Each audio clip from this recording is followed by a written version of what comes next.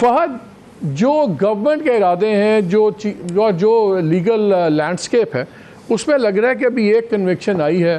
ابھی ہمارے پاس مے 9 کے بڑے سیریس کیسز بن رہے ہیں، پھر دوسرے بھی کیسز ان کے اوپر ہیں، الیکشن کمیشن کا بھی ہے، سب کچھ ہے. لیکن مجھے سب سے الارمنگ بات یہ پتہ لگی کہ ایک بہت امپورٹنٹ جگہ پہ ایک بہت امپورٹنٹ شخصیت نے ایک بات کرتے ہوئے کہا کہ ایک پیرلل ڈرا کیا کہ جیسے ایک زمانے میں ذوالفقار آئی تو اس کو بھی کٹ ڈاؤن ٹو سائز کرنا پڑا، پھر ایک دو اور اگزامپلز دیں، اور اب 9 مئی بھی جو ہے اس کے بعد بھی چیزوں کو ایک خاص اینگل سے دیکھا جائے گا. اگر 9 مئی کو ذوالفقار والی چیزوں کے تناسب میں دیکھا جا رہا ہے، پھر تو آنے والے دنوں میں مجھے بہت زیادہ سختی اور پریشان کن سچویشن نظر آتی ہے. کیا یہ پیرلل درست ہے یا یہ ضرورت سے زیادہ ہارش ایک انالیسز ہے؟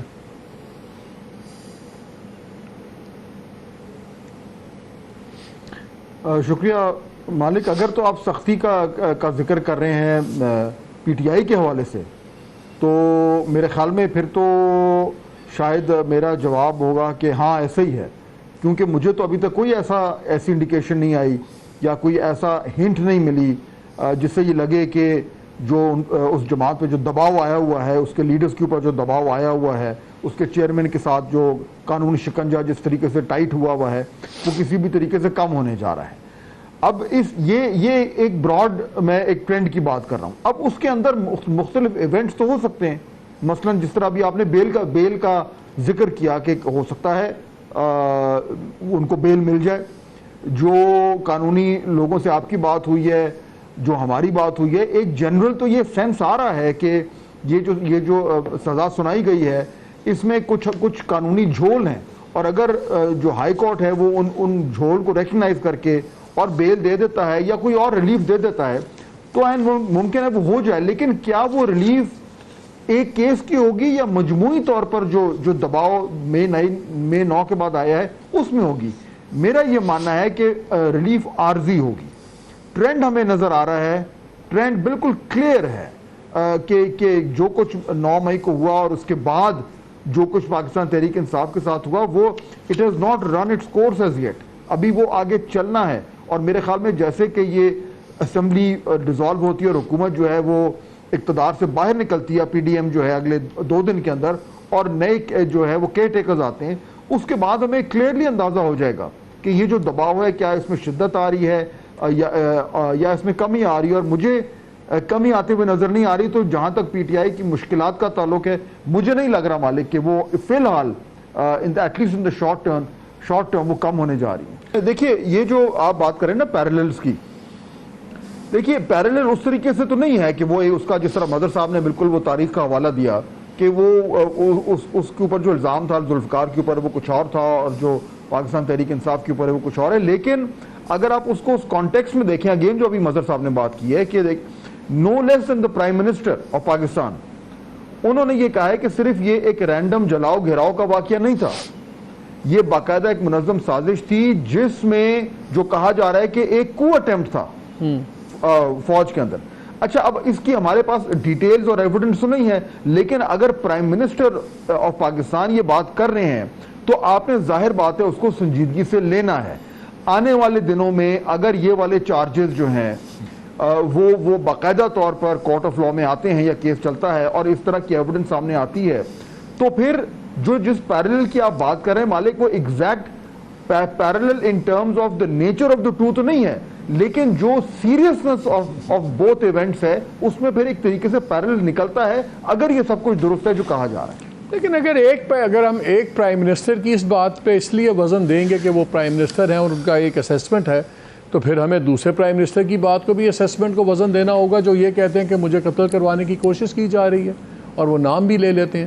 تو پھر ہم یہ تو نہیں کر سکتے کہ ایک وزیر اعظم کی بات کو وزن دیں اور ایک کو نہ دیں. نہیں مالک دیکھیں، سٹنگ پرائم منسٹر کی اسیسمنٹ نہیں ہوتی، سٹنگ پرائم منسٹر کی انفارمیشن ہوتی ہے.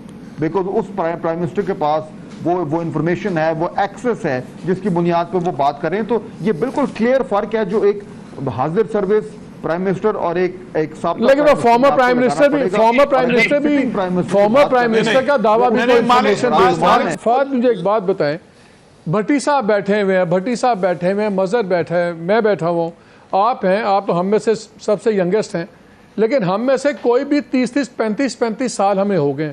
ہم رپورٹر تھے, آج بھی رپورٹر ہیں, میں رپورٹنگ کرتا رہا ہوں, بھٹی صاحب, مظہر, کرائم رپورٹنگ بھی ہم نے کی, پولیٹیکل رپورٹنگ بھی کی, جنازے بھی گنے, لاشیں بھی گنی, پھر وہیں سے چیف رپورٹر بنے, پھر ایڈیٹر بنے, میں 2 اخباروں کی ایڈیٹرشپ کر چکا ہوں. 37 سال ہمیں ہو گئے ہیں. آج ایسے کہہ دیا جاتا ہے جی وہ اینکرز نے کچھ بیٹھ کے فیصلے کر لیے. اینکرز نہیں ہیں بھائی, رپورٹرز ہیں, 37 سال کا ہے. ایک طرف گورنمنٹ ہمیں کہتی ہے کہ آپ سجیشنز دیں, ہفتے والے دن کہا کہ جی بالکل ہم سجیشنز دیں آپ ہمیں, اور ہم منڈے کو اس پہ سیر حاصل کر کے چیزیں کریں گے. منڈے کو آ کہتے ہیں کیونکہ سجیشنز آ گئی ہیں اب ہمیں بل نہیں لانا پڑتا, اب ہم بل نہیں لا سکتے. یعنی کہ ہمارا کاغذ سائن کر دیں تو ٹھیک ہے, ورنہ ہم یہ امپریشن دیں گے کہ آپ ورکنگ جرنلسٹ کے ساتھ آپ لوگوں نے کوئی پرابلم کیا ہوا ہے. یہ ڈپلسٹی کس لیے ہے پھر, اگر اس کا مطلب ہے کہ یہ نیت ہو گئی تھی ویکینڈ پہ کہ بس اس بل کو وڈرا کر لو کیونکہ ہماری مرضی کا بل پاس نہیں ہو رہا.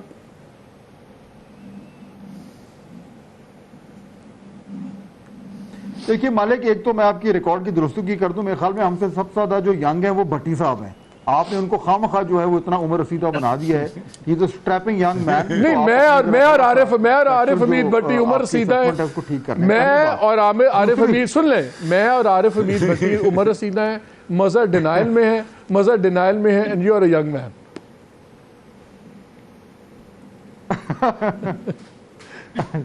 اچھا دیکھیں, میرے خیال میں یہ جو جس موضوع پہ ہم بات کریں اس میں تو ڈس ایگریمنٹ ہے ہی نہیں. پیمرا اور and I say this with a lot of experience also, دیکھیے پیمرا کو ریفارم کرنے کی ضرورت ہے, اس میں کوئی شک ہی نہیں ہے.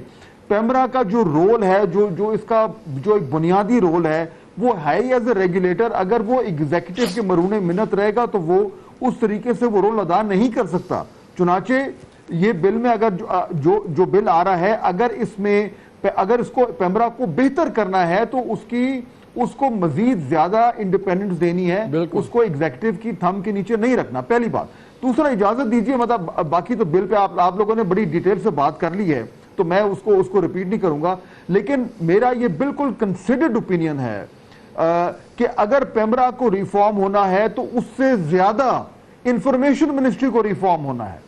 وہ ایک ڈائناسور بن چکا ہے, یہ منسٹری ایک ڈائناسور بن چکی ہے. آج کل کے زمانے میں اس کی افادیت کم ہو چکی ہے. اس کو جہاں ہم بات کرتے ہیں ہماری ایس او ایز کی ریفارم کا اور دیگر بڑی ادارے ہیں ان کے ریفارم کا, اس میں جو ہمارا انفارمیشن کا آرکیٹیکچر ہے گورنمنٹ کا, سب سے زیادہ اس کو ریفارم کرنے کی ضرورت ہے.